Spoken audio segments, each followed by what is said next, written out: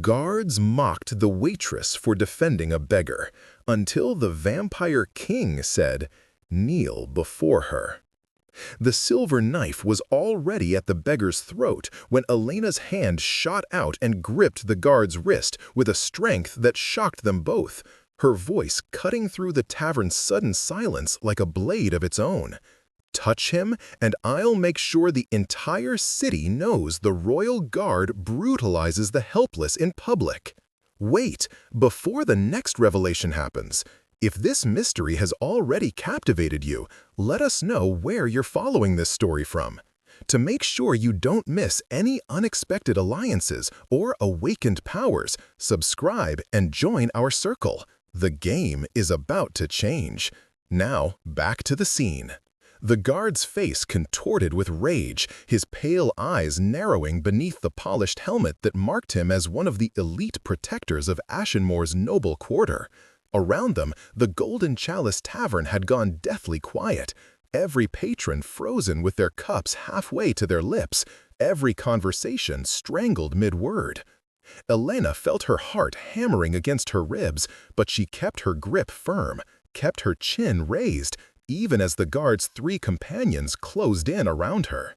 "You dare lay hands on the royal guard?" the man hissed, his breath hot against her face. He was tall, broad-shouldered, with the kind of casual cruelty that came from too many years of unchecked authority. "Do you have any idea what happens to common wenches who interfere with official business?" Elena's jaw tightened. She was acutely aware of the beggar behind her, a frail old man who had stumbled into the tavern seeking shelter from the rain, his clothes little more than rags, his hands trembling with cold or fear or both.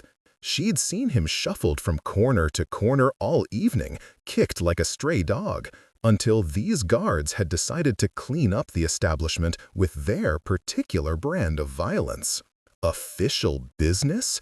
Elena's voice dripped with contempt. "Murdering an unarmed old man in a public house? That's what the king's justice looks like now?" One of the other guards laughed, a harsh sound that made several patrons flinch. "The king's justice? Girl, you don't know the first thing about justice in Ashenmoor." He leaned closer, his scarred face twisting into a cruel smile. "Especially not the justice that comes after dark." There was something in the way he said it, a weight to those words that made Elena's skin prickle with unease. She'd lived in Ashenmoor her entire 23 years, working at the Golden Chalice since she was old enough to carry a tray without dropping it. She knew the city's rhythms, its secrets, its shadowed corners. And she knew that in recent months, something had changed. People disappeared more frequently. The noble quarter expanded while the common districts shrank. And the guards, once merely corrupt and brutal, had become something worse, something hungry. "Let him go," Elena said quietly, releasing the guard's wrist but not stepping back. "He's just an old man seeking shelter. There's no harm in that." "No harm?" The first guard rubbed his wrist, his expression darkening. "You stupid girl! This thing isn't just an old man. He's one of them." Elena frowned. "One of what?" "A blood-marked," the scarred guard spat. "You can see it if you know what to look for. The way he won't meet anyone's eyes. The way he keeps touching that scar on his neck. He's been fed on by the nobles, and now he's wandering around like a broken puppet, spreading disease and weakness wherever he shuffles." The words hung in the air like poison. Elena felt something cold settle in her stomach. She'd heard whispers, of course. Everyone had. Stories of the noble families and their dark appetites, of servants who entered the great houses and never returned, or returned changed. But the city's unspoken rule was simple. Don't ask, don't tell, don't interfere. The nobles had their world, and the common folk had theirs, and the two were kept carefully separate by walls of stone and walls of silence. Even if that were true, Elena said, her voice steadier than she felt, it's not his fault. He's a victim, not a criminal. Victims become monsters, the first guard said flatly. That's how it works. You let one blood-marked beg in your establishment, soon you'll have a dozen, then 100. Then they'll start turning violent when the hunger takes them, and innocent people will die. We're protecting this city, girl. You're just too ignorant to understand. Elena looked back at the old man. He was pressed against the wall now, his roomy eyes wide with terror, his lips moving in a silent prayer or plea. There was indeed a scar on his neck, barely visible beneath the grime and the ragged collar of his shirt. 2 small puncture marks, faded but unmistakable once you knew to look for them. "Please," the old man whispered, his voice barely audible. "Please, I just wanted to get out of the rain. I won't cause trouble. I'll leave. I'll leave right now." "Too late for that," the guard said, drawing his knife again. "Orders are orders. All blood marked found in public spaces are to be executed on sight. King's law, ratified last month. You would know that if you paid attention to anything beyond your tips and your tables." "That can't be real," Elena breathed. "That's murder, mass murder." "That's protection," the scarred guard corrected. "Now step aside, or we'll charge you with harboring a corrupted individual. That's a hanging offense, girl. Your pretty face won't save you from the gallows." Elena's mind raced. She could step aside. She could let them do what they were going to do, and she could go back to wiping tables and serving ale, and she could pretend this never happened. That was the smart choice, the safe choice, the choice that would let her see tomorrow. But she'd spent her entire life making the safe choice, hadn't she? Keeping her head down, accepting her place, swallowing her rage at every injustice she witnessed, because speaking up only brought pain. And where had it gotten her? She was still a waitress in a third-rate tavern, still invisible, still powerless, still nothing. "No," Elena said. The word seemed to surprise her as much as it surprised the guards. "No?" the first guard repeated, his voice dangerously soft. "No," Elena said again, more firmly this time. "You're not killing him. Not here. Not while I'm standing." The scarred guard's hand moved to the sword at his belt. "You're making a very stupid mistake, girl. Last chance. Step aside. Make me." The words were out before Elena could stop them, and she saw the shift in the guard's expressions, from annoyance to genuine anger, from the casual cruelty of men doing an unpleasant job to the focused violence of men whose authority had been challenged. The first guard moved fast, faster than Elena expected, his hand clamping around her throat and slamming her back against the tavern wall. The impact drove the air from her lungs, stars exploding across her vision. She clawed at his wrist, gasping as his face filled her swimming sight. "You want to die for a blood-marked piece of trash?" he growled. "Fine, we'll make an example of you both. Stop!" The word cut through the tavern like a whip crack, sharp and absolute. The guard's grip on Elena's throat loosened instantly, his head snapping toward the door with an expression she'd never seen on his cruel face before. Fear. Pure, undiluted fear. Elena dragged in a painful breath, her vision clearing enough to see the figure standing in the tavern's doorway. At first, she thought it was just another patron, perhaps a merchant or a minor noble seeking shelter from the rain that now pounded against the windows.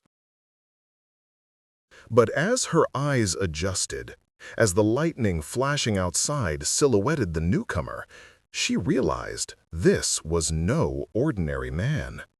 He was tall, impossibly tall, with shoulders that seemed to fill the doorframe. His coat was black as midnight, tailored to perfection, and it moved around him like living shadow. His hair was dark, swept back from a face that could have been carved from marble, beautiful and terrible in equal measure, ageless and ancient all at once. But it was his eyes that made Elena's breath catch for an entirely different reason. They were red. Not brown with a reddish tint, not hazel catching the light strangely. Red. Deep crimson, like garnets or freshly spilled blood. And they seemed to glow faintly in the tavern's dim lighting. "My lord," the guard holding Elena stammered, releasing her so quickly she nearly collapsed. All 4 guards dropped to one knee in perfect unison, their heads bowed, their earlier confidence evaporating like morning mist. "We didn't know. We weren't informed you would be—" Silence. The vampire, because that's what he was, Elena realized with a cold shock of certainty. That's what he had to be. Moved into the tavern with a predator's grace. Water dripped from his coat but didn't seem to touch him, as if even the rain was afraid to cling to his presence. He surveyed the scene with those burning eyes, his gaze moving from the kneeling guards to the cowering beggar, to Elena, slumped against the wall with her hand at her bruised throat. His eyes lingered on her for a long moment, and Elena felt pinned by that gaze, unable to move or breathe or think. "Explain," the vampire said quietly, still looking at Elena. The first guard stammered, "My lord, we were executing a blood-marked vagrant as per the new protocols. This woman interfered with official duties." "We were subduing her for—" "You were choking a human woman half your size for defending an old man you intended to murder," the vampire interrupted, his tone mild but somehow more terrifying for its calmness. "That's what you were doing. Let's not dress it up in protocol and duty." "But the law—" "The law," the vampire said, finally turning his attention to the guards, "was enacted to protect the innocent, not to give thugs like you license to brutalize anyone weaker than yourselves." He took a step closer to the kneeling men. "Tell me, Captain, did you identify this man as blood-marked through proper testing? Did you confirm he posed an active threat? Or did you simply see an easy target and decide to exercise your petty authority?" The guard's silence was answer enough. The vampire made a soft sound that might have been a laugh or a growl. "That's what I thought." He gestured dismissively. "Get out, all of you, and consider yourselves fortunate I'm in a merciful mood. If I see you or any of your ilk brutalizing the helpless again, there won't be enough left of you to fill a coffin. Am I clear?" "Yes, my lord. Perfectly clear, my lord." The guards scrambled to their feet, practically falling over each other in their haste to reach the door. Within seconds, they were gone, leaving only the echo of their boots and the smell of their fear.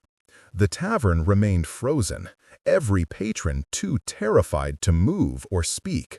The vampire turned his attention back to Elena, who was still pressed against the wall, her heart hammering so hard she thought it might burst from her chest. He studied her for a long moment, his expression unreadable. Then he did something that shocked her more than anything else that had happened that night. He smiled.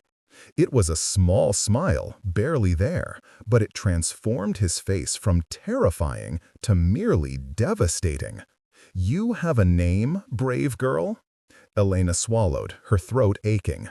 Elena Thorne." "Elena," he repeated, as if tasting the syllables. "Do you have any idea how foolish what you just did was?" "Yes," Elena admitted. "And you did it anyway?" "Yes." Why? Elena glanced at the old man, still cowering in the corner. Because it was wrong, what they were doing. It was wrong, and someone had to say something. Someone, the vampire mused. But why you? What is one old blood-marked beggar to a tavern waitress? You could have looked away. You could have lived to see tomorrow. Instead, you put your hands on a royal guard and threatened him with public scandal. His smile widened slightly. That takes either tremendous courage or tremendous stupidity. I'm curious which. Maybe both, Elena said, surprised by her own boldness. But something about those red eyes, terrible as they were, made her feel like she could speak honestly. I'm tired of looking away. I'm tired of being invisible. I'm tired of letting bad things happen because it's safer than trying to stop them. The vampire regarded her thoughtfully. You're wasted as a waitress. Elena let out a short, bitter laugh. Tell that to the dozen other establishments that refused to hire me for positions above scrubbing floors. What if I did? What? The vampire moved closer, and Elena's instinct screamed at her to run, but she forced herself to stay still. He was directly in front of her now, close enough that she could see the inhuman perfection of his features. The way his skin seemed to hold a faint, cold luminescence. What if I told them? He said softly. What if I told every establishment in this city that you were not to be dismissed or demeaned or relegated to menial labor? What if I gave you protection, position, power? Why would you do that? Elena whispered. Because you interest me, he said simply. Because I've lived for 300 years, and in all that time, I've rarely seen a human risk death for a stranger without expecting anything in return. Because bravery is precious, and I'm inclined to reward it when I find it. He tilted his head slightly. And because I find myself in need of someone with your particular qualities. Which qualities? Someone who sees injustice and can't walk away. Someone brave enough to stand against armed men for an old beggar. Someone foolish enough to challenge power without counting the cost. His red eyes gleamed. Someone I can trust to tell me the truth, even when it's inconvenient. Elena's mind reeled. Was this real? Was this actually happening? A vampire, a noble, clearly, perhaps even one of the ruling family, was offering her, what? Employment? Protection? I don't understand, she said. You don't need to, not yet. He reached into his coat and withdrew a small card, black as coal with silver lettering. He pressed it into Elena's hand, and she felt the expensive weight of it, the texture that spoke of money and power beyond anything she'd ever touched. Come to this address tomorrow at sunset. We'll discuss terms. Terms for what? For changing your life, he said. If you want it changed. If you're brave enough to step through the door I'm opening to open. Elena looked down at the card. The address was in the noble quarter, of course, in one of the great houses that overlooked the city like stone sentinels. The name engraved in silver script made her blood run cold. Victor Ashenmore, Vampire King of the Northern Territories, Lord of the Blood Court. She looked up sharply. I am, he confirmed. Which means when I tell you to kneel, Elena Thorne, people kneel. When I tell you to rise, they rise. And when I tell them you are under my protection, they will treat you as they would treat me. He turned toward the door, his coat swirling around him. The choice is yours. Come tomorrow, or don't. But if you do come, understand that your life will never be the same. You'll have power, But you'll also have enemies. You'll have position, but you'll also have responsibilities. You'll see the truth of this city, all of it, the blood and the darkness and the things that hide in shadows. He paused at the door, glancing back over his shoulder. One more thing. That beggar you defended? His name is Marcus. He was a scholar once, before he was taken by a rogue vampire and fed upon until his mind broke. He's harmless, as you correctly identified, and he's under my protection now, as are you. Anyone who harms either of you will answer to me personally. Sleep well, Elena Thorne. Tomorrow, everything changes. Then he was gone, vanishing into the rainy night as if he'd never been there at all. Elena stood frozen, the black card burning in her hand like a brand. Around her, the tavern slowly came back to life, patrons whispering frantically, the barkeep cursing and wringing his hands. Marcus, the old beggar, was weeping quietly in the corner, whether from relief or terror, Elena couldn't tell. She looked at the card again, at the elegant script, at the address that represented a world she'd never imagined entering. Tomorrow at sunset. The smart choice would be to tear up the card, forget this ever happened, go back to her small room and her small life and her small, safe existence. But Elena had spent her whole life making the smart choice. Maybe it was time to be foolish. The rain had stopped by the time Elena finished her shift, but the streets of Ashenmoor still gleamed with dampness, reflecting the pale light of the gas lamps in shattered fragments. She walked home through the winding lanes of the Common District, her mind churning, the black card hidden in her apron pocket like a dangerous secret. Her room was above a bakery, tiny and drafty, but hers. The baker, Mrs. Holloway, was kind enough to let Elena work off part of the rent by helping with morning preparations, which meant Elena typically survived on 3 or 4 hours of sleep a night. She'd been doing it for 5 years, since her mother died of the wasting sickness that swept through the district every winter, claiming the weak and the poor and the unlucky. Elena lit her single candle and sat on the edge of her narrow bed, pulling out the card.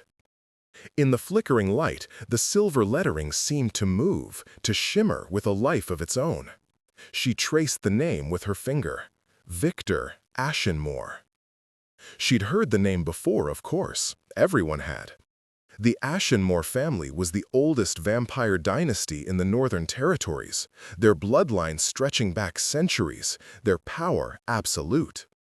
They ruled the city not through elected office or hereditary monarchy, but through simple, undeniable dominance. The human government existed at their pleasure, the human authorities enforced their will, and the human population lived under their shadow. But beyond those basic facts, Elena knew almost nothing about them. Vampires were myths made flesh, legends given form, and they preferred to keep it that way. They appeared at state functions occasionally, tall and beautiful and terrible, reminding the city who truly held power. But their daily workings, their internal politics, their true nature, all of that was hidden behind the walls of their great houses. And now, Victor Ashenmoor, the vampire king himself, had invited her into that world. Why? His explanation hadn't made sense, not really. He claimed to value her bravery, her honesty, her inability to ignore injustice. But those weren't particularly rare qualities, were they? Surely there were others in the city who possessed them. Why single her out? Why offer her this opportunity, this dangerous gift? Unless it wasn't a gift at all. Elena felt a chill run down her spine. She'd heard stories, whispered late at night, about the nobles and their games. About how they sometimes plucked common folk from obscurity, dressing them up and parading them around, only to discard them when they grew bored. About how they viewed humans as toys at best, food at worst. What if this was a trap? What if Victor Ashenmore had singled her out, not because he admired her, but because he wanted to use her, to humiliate her, to drain her dry and leave her a broken thing like Marcus? The sensible thing would be to stay away, to burn the card, forget tonight ever happened, and go back to her safe, invisible existence. But the card remained in her hand, and Elena found herself staring at the address, memorizing it without meaning to.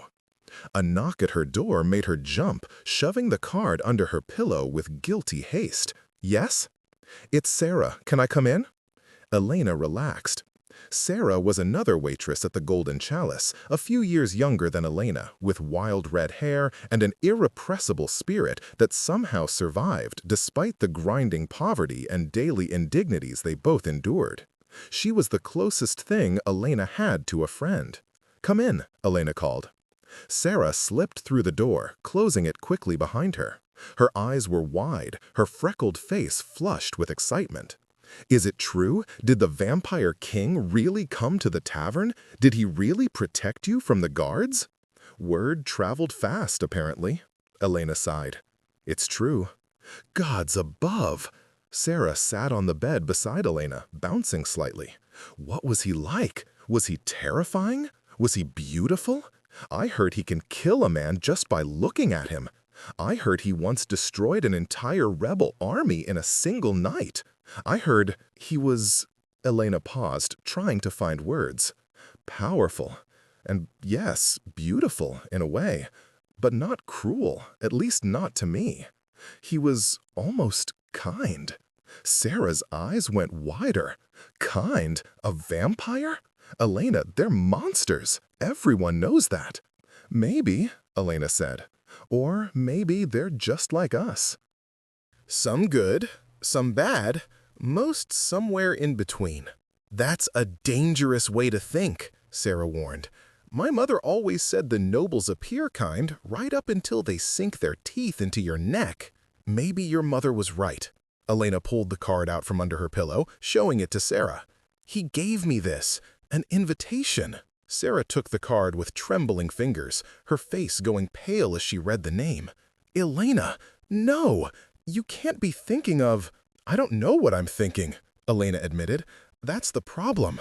Part of me knows this is insane, that I should burn this card and pretend tonight never happened. But another part—" She trailed off, struggling to articulate the feeling. "Another part wants to see what's behind the door," Sarah finished softly. "Elena, I understand. I do. You've always been the brave one, the one who speaks up when the rest of us are too scared. But this is different. This isn't standing up to guards or defending a beggar. This is walking into a vampire's house and putting yourself in his power.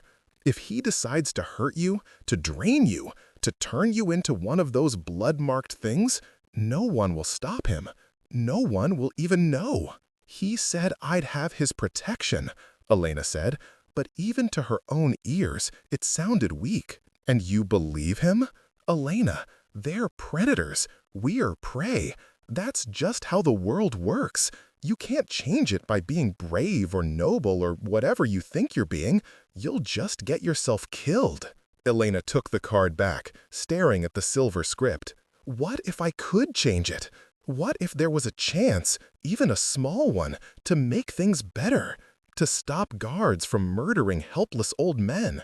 To give people like us a voice, a choice, a chance?" "Then you'd be a hero," Sarah said. "And heroes die, Elena. They die young and bloody, and they're forgotten within a generation." "Is that what you want?" Elena thought about her mother, wasting away in this very room, coughing blood into rags because they couldn't afford a doctor. She thought about Marcus, broken and terrified, marked as something less than human because a monster had fed on him. She thought about all the nights she'd swallowed her rage, all the injustices she'd witnessed, all the times she'd looked away because fighting back seemed hopeless. "I don't know what I want," she said honestly, "but I know what I don't want. I don't want to spend the rest of my life invisible. I don't want to die in this room having never tried to be more than what I was born to be. And if that makes me foolish, then I guess I'm foolish." Sarah was quiet for a long moment. Then she squeezed Elena's hand. "If you're going to do this, at least promise me you'll be careful. Promise me you'll run if things go wrong." "I promise," Elena said, though she wasn't sure it was a promise she could keep. Sarah left shortly after, and Elena lay awake for hours, watching the candle burn down to nothing, the black card clutched in her hand like a talisman or a curse. When dawn broke, pale and gray, she still hadn't decided. But her feet carried her through the day mechanically, serving ale, wiping tables, dodging wandering hands and cruel comments, and as the sun began its descent toward the horizon, Elena found herself walking not toward her room, but toward the noble quarter. The decision, it seemed, had made itself. The Ashenmore estate loomed before her like something from a nightmare or a fairy tale, depending on how you looked at it. The walls were black stone, ancient and imposing, rising 40 feet high and topped with iron spikes that gleamed in the fading sunlight. The gate was wrought iron, twisted into patterns that seemed to shift when Elena looked at them directly, depicting scenes of hunts and battles and things she couldn't quite identify. 2 guards flanked the gate, but these were nothing like the brutal thugs from the tavern. These wore black armor that seemed to drink in light, their faces hidden behind helmets that showed only the faint red glow of their eyes. Vampire guards, then. True immortals, not human servants. Elena approached on shaking legs, the card held out before her like a shield. "I'm expected," she said, her voice steadier than she felt. "Victor Ashenmore invited me." The guards regarded her in silence for a long moment. Then one of them took the card, examined it, and handed it back with a slight nod. The gates swung open with a groan of old metal, revealing a courtyard beyond that took Elena's breath away. It was beautiful, impossibly, terribly beautiful. Gardens spread in all directions, not the wild gardens of the common districts, but manicured perfection. Dark roses and night-blooming jasmine, fountains carved from marble depicting scenes from vampire mythology, paths of white stone that seemed to glow faintly in the gathering darkness. The house itself rose beyond the gardens, a mansion that could have held 100 families, all soaring towers and elegant arches, and windows that caught the last rays of the sun like captured fire. "Follow the white path," one of the guards said, the first words either had spoken. His voice was like wind through a crypt, hollow and cold. "The king awaits you in the Eastern Conservatory." Elena walked the white path, her boots clicking against the stone, feeling like she was walking into another world entirely. Perhaps she was. The air here smelled different, sweeter, heavier, tinged with something she couldn't quite identify. Power, maybe? Or danger? Or both? The door opened as she approached, swinging inward on silent hinges. A figure waited beyond, and Elena's first thought was that this must be Victor Ashenmore, but then she saw the difference. This vampire was older, his face lined with what might have been age or weariness, his eyes a paler red, almost pink. He wore formal attire, black and silver, and regarded Elena with an expression that might have been curiosity or disdain. "Miss Elena Thorne," he said, his voice formal and clipped. "I am Sebastian, steward of this house. His Majesty is expecting you. Please follow me." Elena followed Sebastian through corridors that seemed to go on forever, each more opulent than the last. The walls were hung with paintings, vampire lords and ladies from centuries past, their eyes seeming to track Elena's movement. The floors were polished marble, the ceiling was coffered and gilded, and everywhere there were signs of wealth beyond comprehension. They passed other vampires in the corridors, some stopping to stare at Elena with open curiosity, others ignoring her completely. They were all beautiful, she noted. Every single one of them, beautiful in that cold, perfect way that made her feel like a particularly ugly moth that had somehow wandered into a gathering of jeweled butterflies. Finally, Sebastian stopped before a door of dark wood, carved with intricate patterns. He knocked twice, then opened it without waiting for an answer. "Miss Elena Thorne, Your Majesty." "Send her in, Sebastian, and ensure when not disturbed." That voice. Elena remembered it from the tavern, remembered how it had cut through the chaos like a blade. She took a breath, squared her shoulders, and walked through the door. The Eastern Conservatory was aptly named. It was a massive room, one wall entirely glass, overlooking the city below. The sun had set now, and Ashenmoor sprawled in the valley like a sea of lights, beautiful and cruel and alive. But Elena's attention was drawn immediately to the figure standing before the glass. Victor Ashenmoor turned to face her, and Elena was struck again by the sheer presence of him. In the tavern, in the chaos and fear, she hadn't fully appreciated it. But here, in this elegant room with the city at his back, she understood why he was called a king. He was power made flesh, ancient power, terrible power, but power nonetheless. "You came," he said, and there was something in his voice that might have been approval or surprise. "I wasn't certain you would." "Neither was I," Elena admitted. He smiled at that, the same small smile from the tavern. "Honesty. Good. I have enough liars in my court." He gestured to a chair near the window. "Please, sit. We have much to discuss, and I find these conversations go better when both parties are comfortable." Elena sat, though comfortable was the last thing she felt.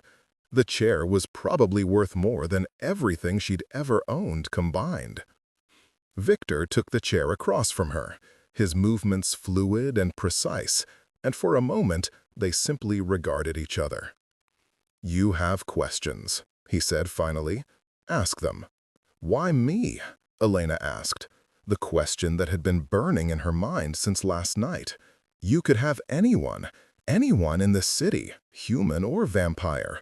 Why choose a waitress who can barely read? Why offer her a position in your court?" "Because," Victor said, leaning forward slightly, his red eyes intense, "you did something last night that I haven't seen in decades. You acted without calculation, without weighing costs and benefits, without considering how your actions might advance your position or protect your interests.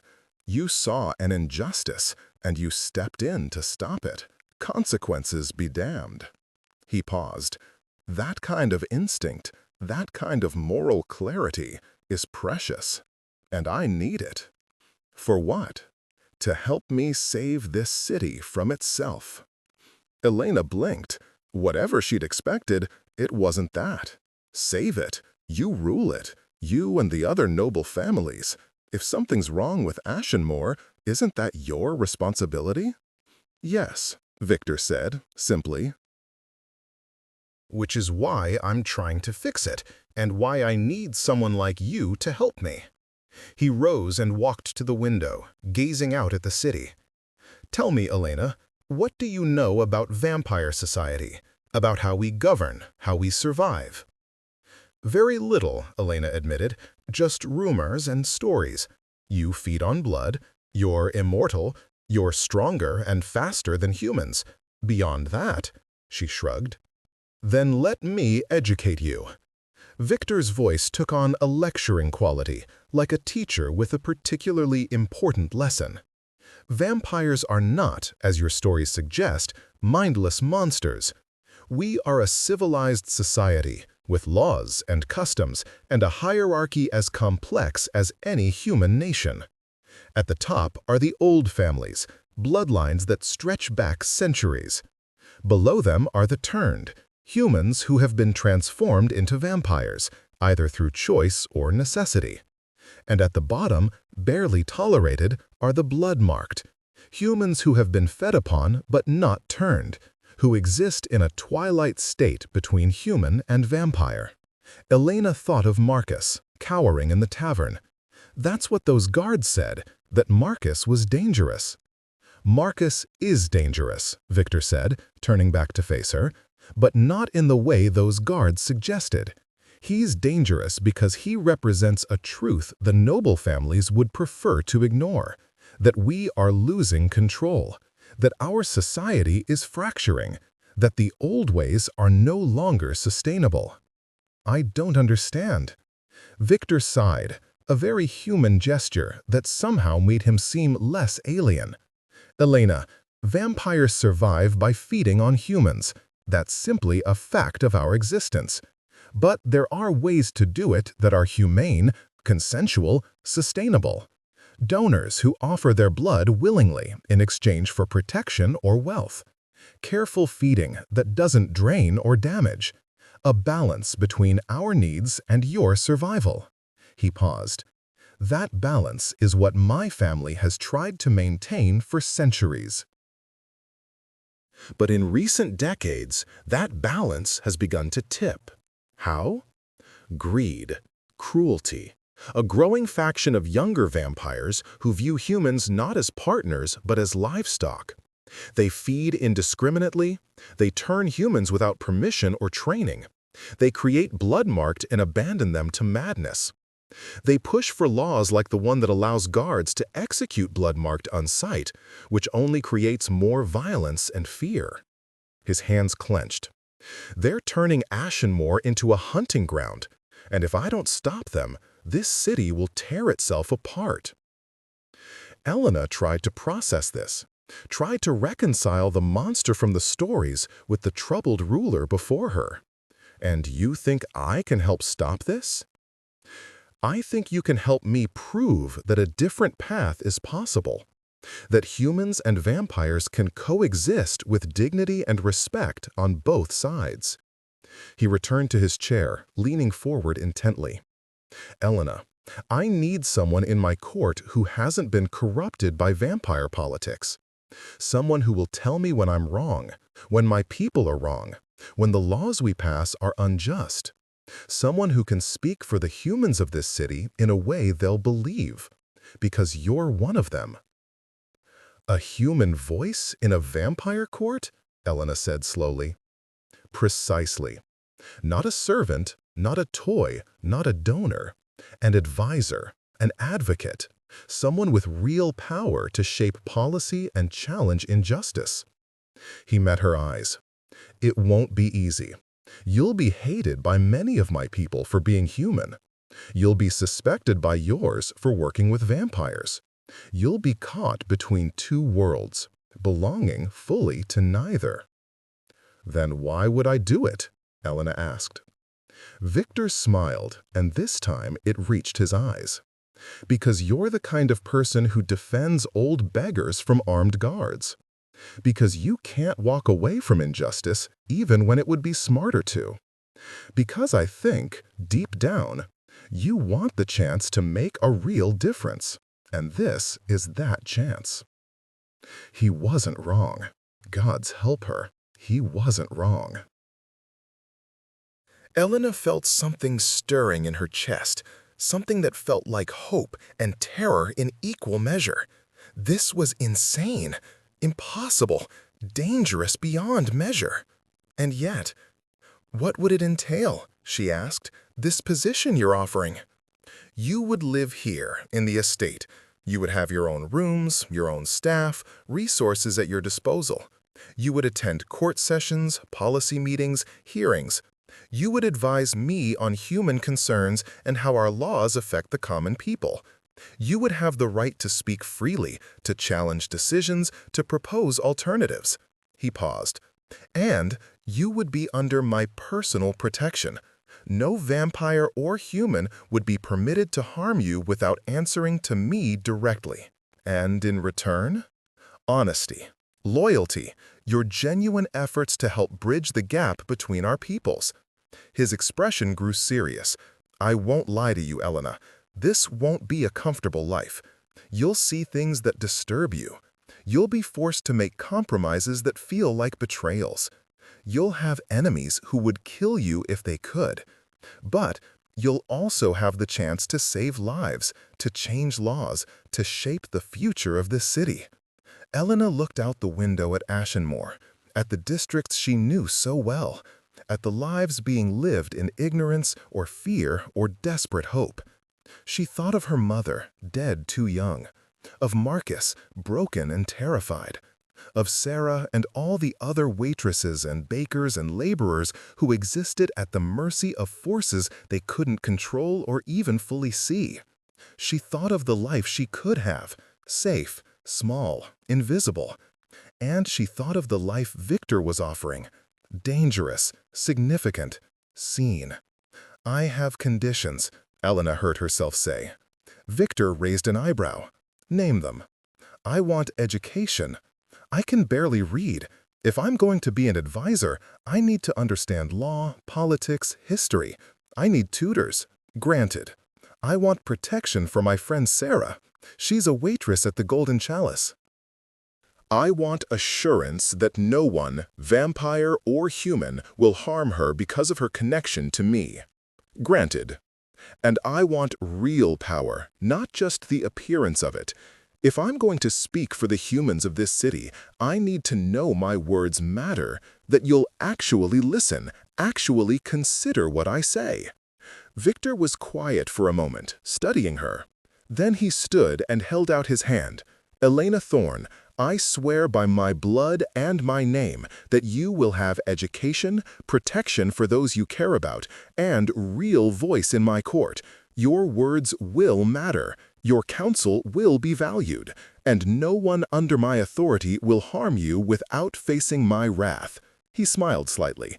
In return, I ask only that you give me your honest service and your genuine efforts to help heal this city. Do we have an agreement? Elena looked at his outstretched hand.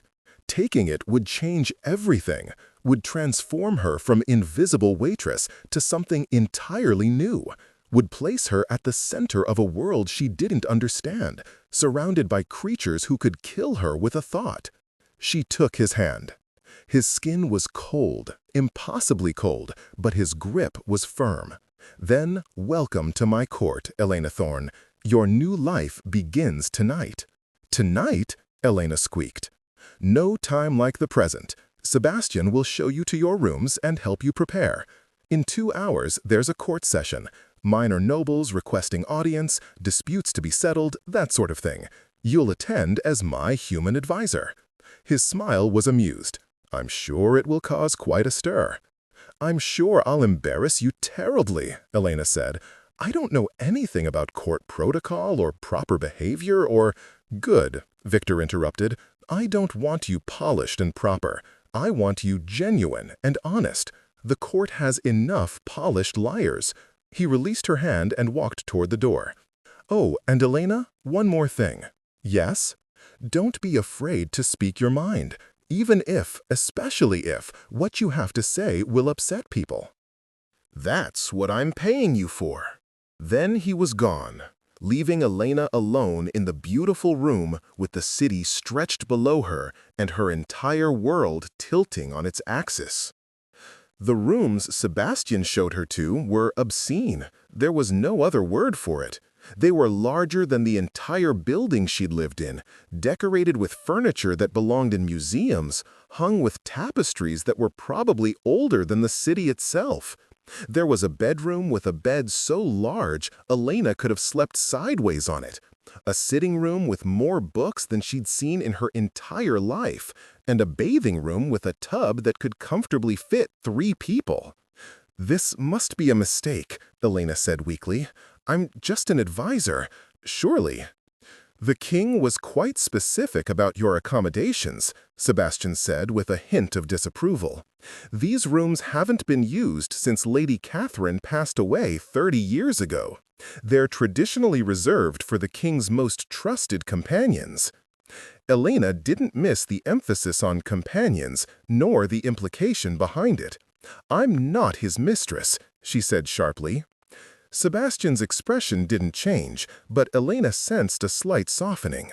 "What I think, Miss Thorne, is irrelevant. What matters is that His Majesty has placed his trust in you, and these rooms represent that trust. I suggest you try not to disappoint him." With that cryptic statement, Sebastian departed, leaving Elena with a trio of human maids who immediately began fussing over her, insisting she needed a bath, proper clothes, her hair styled, makeup applied. Elena wanted to protest, to tell them she was fine as she was, but the determined look in their eyes suggested this was a battle she wouldn't win. An hour later, looking at herself in the floor-length mirror, Elena barely recognized the woman staring back.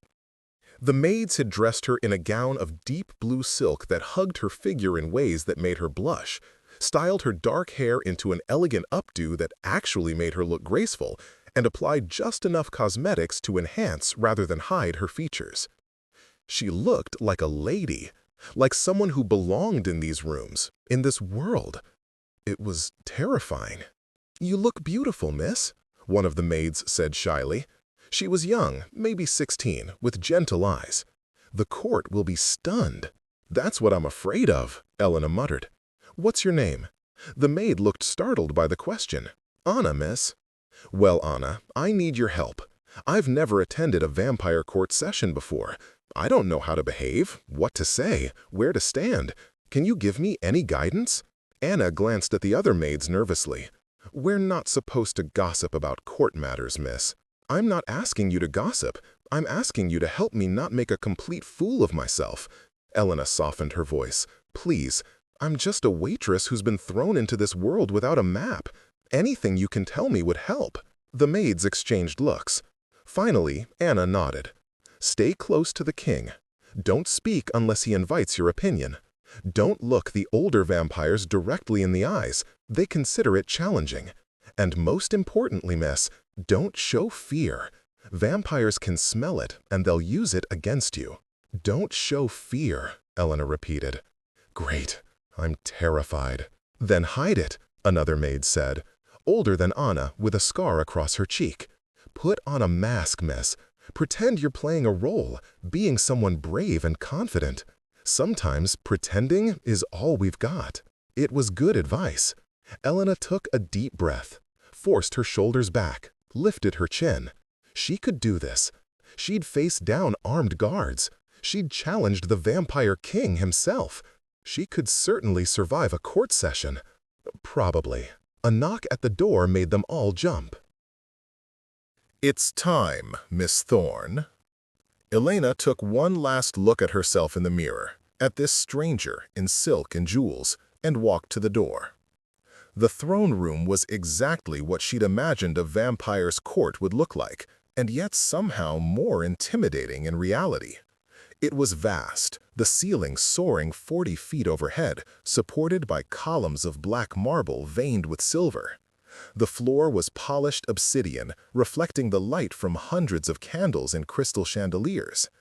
At the far end, elevated on a dais, sat a throne of carved dark wood, ancient and imposing. And on that throne sat Victor Ashenmore. He'd changed since their earlier meeting, now wearing formal court attire, black and silver, with a heavy cloak that fell from his shoulders like liquid shadow. On his head rested a circlet of silver, simple but unmistakably royal. He looked every inch the king, powerful and remote, and Elena felt a flutter of panic at the thought of approaching him. But Sebastian was already guiding her forward, and she couldn't turn back now. The room was filled with vampires, dozens of them, maybe 100, all turned to watch her approach. Elena felt their gazes like physical weight, assessing, judging, calculating. She kept her eyes forward, kept her pace steady, kept her face composed even as her heart hammered in her chest. "Your Majesty," Sebastian announced, his voice carrying through the sudden silence. "Miss Elena Thorne, your human advisor." A ripple of shock went through the assembled vampires. Elena heard gasps, whispers, a few sounds that might have been laughs or growls. On the throne, Victor's expression remained neutral, but his eyes found hers, and in them she saw encouragement. "Elena Thorne," Victor said, his voice formal and resonant. "Approach." Elena walked forward until she stood at the base of the dais, looking up at the Vampire King. Every instinct screamed at her to bow, to avert her eyes, to show submission. But she remembered Anna's advice and kept her gaze level, her posture straight. "My court," Victor said, addressing the room, "I present to you Elena Thorne, who will serve as human advisor and advocate. She speaks with my authority on matters concerning the human population of Ashenmore. Her counsel is to be valued, her safety protected, and her voice heard." He paused, letting that sink in. "Any who harm her or disrespect her will answer to me personally. Is this understood?" Silence. Then, slowly, vampires throughout the room nodded or murmured assent. But Elena could see the calculation in their eyes, the resentment, the barely concealed contempt. She'd just been given a position that elevated her above centuries-old vampires, and they were not pleased. Victor gestured to a smaller chair that had been placed to the right of his throne. "Sit, Elena Thorne. Bear witness to our proceedings." Elena climbed the steps and sat, acutely aware of every eye upon her. From this vantage point, she could see the entire court, could see the mix of nobles and turned vampires, could see the few humans scattered among them, servants, donors, the occasional blood-marked wearing a collar. "Let the session begin," Victor declared.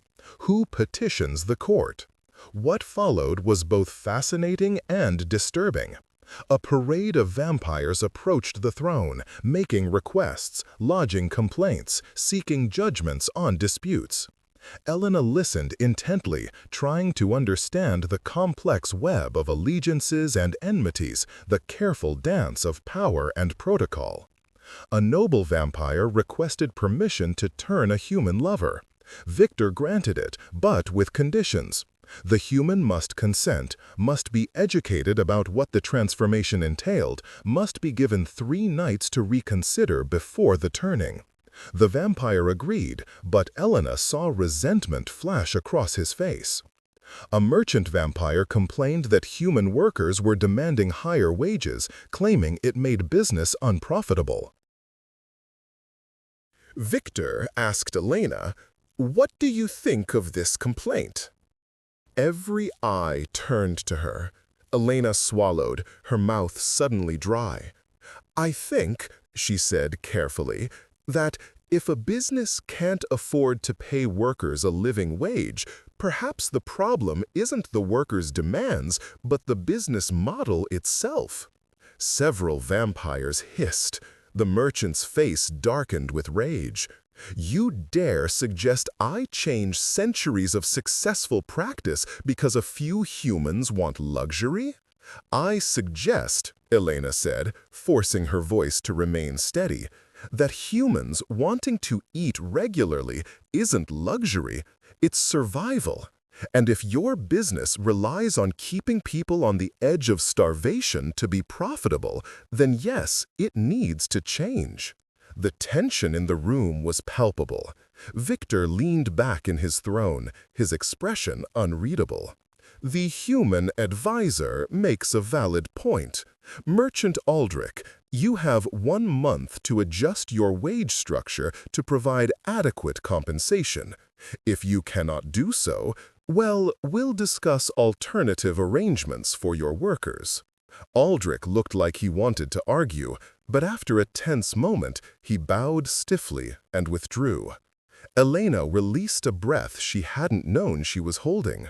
The session continued, a dispute between two noble families over territory, a request to reduce protections for blood-marked individuals, a proposal to expand the feeding territories into human residential districts.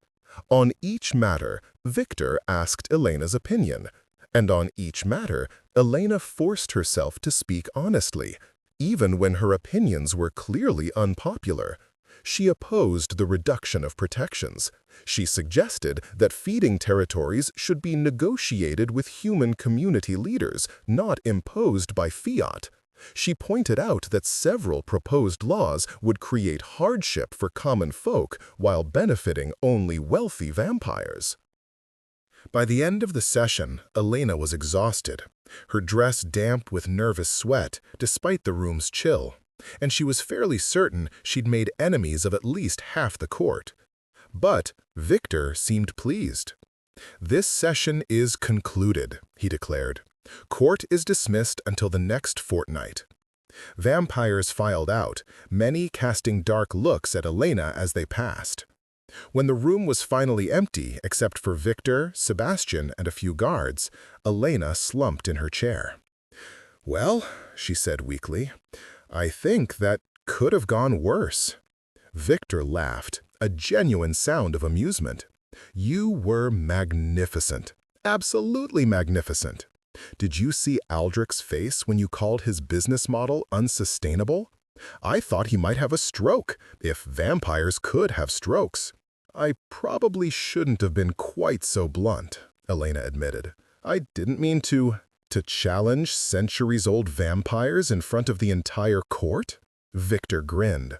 "Elena, that's exactly what I hired you to do. You were honest, articulate, and unafraid.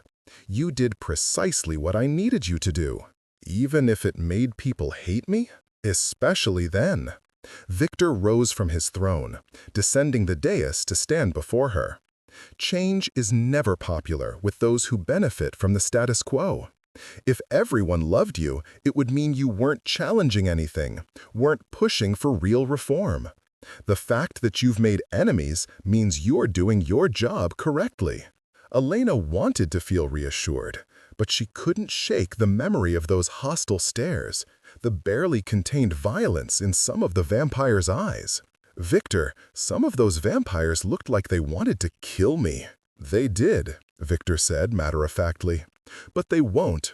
They know I meant what I said about personal consequences." He tilted his head. "Are you having second thoughts?" Elena considered lying, but what was the point? He'd smell it anyway. "I'm terrified. I've been terrified since I walked into this estate. But—" She paused, searching for words. "I also felt something in there. When I spoke up, when I challenged them, I felt like maybe I was doing something that mattered. Like maybe, for the first time in my life, my voice actually counted." "It does," Victor said quietly. "It counts more than you know." He extended his hand to help her up. "Come, let me show you something." He led her through the estate, through corridors she hadn't seen before, up staircases that seemed to spiral endlessly. Finally, they emerged onto a balcony at the highest point of the mansion, overlooking the entire city. Ashenmoor spread below them like a living tapestry, lights twinkling in the darkness, smoke rising from countless chimneys. From this height, Elena could see the stark divisions: the noble quarter with its grand buildings and wide streets, the merchant districts, slightly less opulent but still comfortable, and beyond them, the common quarters, where she'd spent her entire life, cramped and dark and struggling. "This is what we're fighting for," Victor said softly. "Not just the wealthy districts, but all of it. Every human, every vampire, every life being lived down there. They don't know our names. They don't know about court sessions or policy debates. But the decisions we make up here affect them all." He turned to face her. "You spoke for them tonight, Elena. You gave voice to people who have never had one in my court. That's why you're here. That's why your voice matters." Elena stared out at the city, at her city, and felt something shift inside her. Fear would always be there. She wasn't stupid enough to think otherwise. But underneath the fear was something else now. Purpose, determination, a sense that she'd found something worth being afraid for. "Thank you," she said finally, "for this chance." Victor smiled. "Thank me by surviving it, and by continuing to challenge me when I'm wrong. That's all I ask." They stood in comfortable silence for a while, watching the city breathe below them. Then Victor spoke again, his tone more serious. "Elena, I need to warn you about something. The vampires you saw tonight, the ones making polite requests and following protocol, they're the reasonable ones. The ones willing to work within the system I've built. And the unreasonable ones? They're out there too. Vampires who view humans as nothing more than food, who see my reforms as weakness, who would tear down everything I've built if they could." His jaw tightened. "Some of them have formed a faction. They call themselves the Crimson Hand, and they've been pushing for more aggressive policies, more violence, more oppression of humans." "How do you fight them?" Elena asked. "By proving there's a better way. By showing that cooperation between our species benefits everyone. By giving humans a voice, and demonstrating that that voice is valuable." He looked at her. "By having someone like you in my court, speaking truth and challenging injustice." "No pressure," Elena said wryly. Victor laughed. "None at all. Now, come, you must be exhausted. Sebastian will show you back to your rooms. Tomorrow, your education begins. Tutors in reading, writing, law, history, and court protocol. I hope you're a quick learner." "I'll do my best," Elena promised. As Sebastian led her back through the estate, Elena's mind whirled with everything that had happened, everything she'd learned. She was in over her head. She was terrified, and she'd probably made enough enemies tonight to fill a small army. But she was also, for the first time in her life, exactly where she was meant to be. The next several weeks passed in a blur of activity. Elena's days began before dawn with her reading tutor, a patient vampire scholar named Marcus, not the same Marcus from the tavern, thankfully, who guided her through the basics of literacy with remarkable patience. Then came history lessons from Lady Rosalind, an ancient vampire who'd witnessed centuries of human-vampire relations and had strong opinions about what worked and what didn't.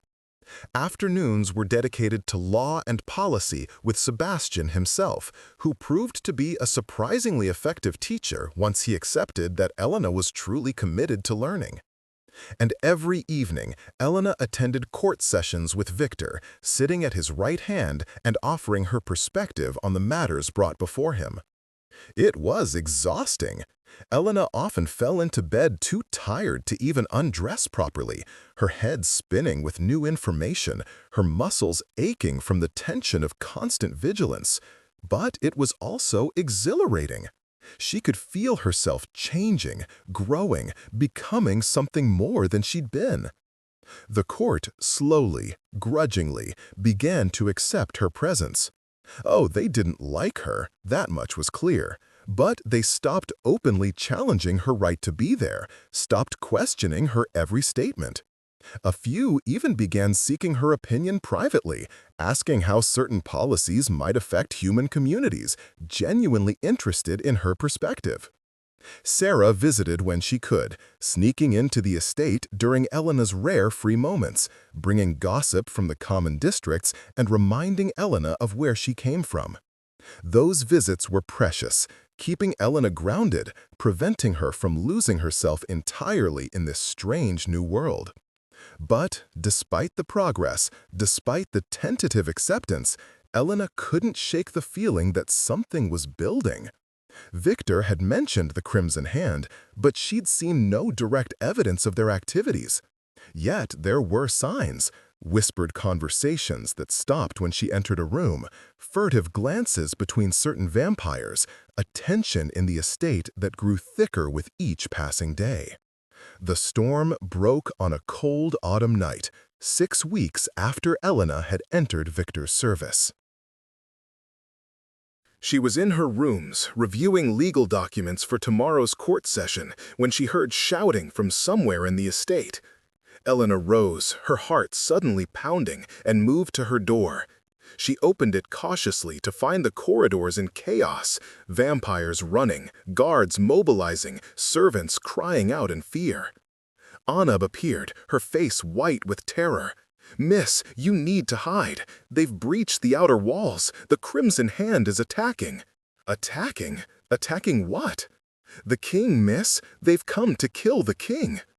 Elena's blood turned to ice. "Where is he?" "The throne room, but miss, you can't." Elena was already running. She hitched up her skirts and sprinted through the corridors, ignoring Anna's protests, ignoring the chaos around her. Guards tried to stop her, but she pushed past them with a strength born of desperation. She reached the throne room to find the massive doors blown off their hinges, smoke pouring through the opening. Elena plunged through, coughing, her eyes watering, and emerged into a scene from a nightmare. The throne room was a battlefield. Dozens of vampires clashed in brutal combat, moving with inhuman speed, their faces twisted into monstrous visages. Blood spattered the walls, the floors, dripped from the chandeliers. And at the center of it all, fighting back to back with Sebastian and a handful of loyal guards, was Victor. He was magnificent and terrible, moving like liquid death, his hands trailing red light as he struck down attacker after attacker. But there were too many. Even as Elena watched, one of his guards fell, throat torn out. "Elena!" Victor's voice cut through the chaos. "Get out! Run!" But Elena couldn't run, wouldn't run. She'd spent her entire life running from violence, looking away from injustice, letting others fight battles that seemed too big for her. Not anymore. She looked around frantically, searching for anything she could use as a weapon. Her eyes fell on a fallen vampire sword lying in a pool of blood. Elena grabbed it, the weight unfamiliar in her hands, and charged into the battle. Later, she would barely remember what happened next. It was all instinct and adrenaline, dodging impossibly fast attacks, swinging the sword more in hope than skill, somehow staying alive through luck and desperation. She managed to distract one vampire long enough for Victor to drive a stake through its heart. She pulled Sebastian back from a killing blow, earning a slash across her arm that burned like fire, but probably saved the steward's life. And then, suddenly, it was over. The attacking vampires either lay dead or had fled into the night. Victor stood among the carnage, breathing hard, blood covering his elegant clothes. His red eyes found Elena, and something flashed across his face. Anger, fear, and something else she couldn't quite identify.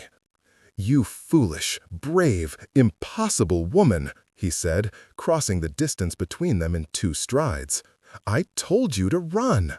"You're welcome," Elena gasped, suddenly aware of how much pain she was in. Her arm was bleeding freely, her dress was torn and filthy, and her entire body felt like one massive bruise. Victor's hands were gentle as he examined her wounded arm, despite the violence those same hands had just wrought. "You could have been killed. You should have been killed. Do you understand that? Humans don't survive vampire battles. That's not courage, that's suicide." "You were outnumbered," Elena said stubbornly. "I couldn't just—" "Yes, you could have. You should have." But even as he scolded her, Victor was carefully tearing strips from his already ruined cloak, binding her wound with surprising tenderness. "Sebastian, status report." The steward was limping but alive. 8 guards dead, my lord, 5 wounded. The attackers numbered approximately 30, all bearing the mark of the Crimson Hand. This was a coordinated assassination attempt.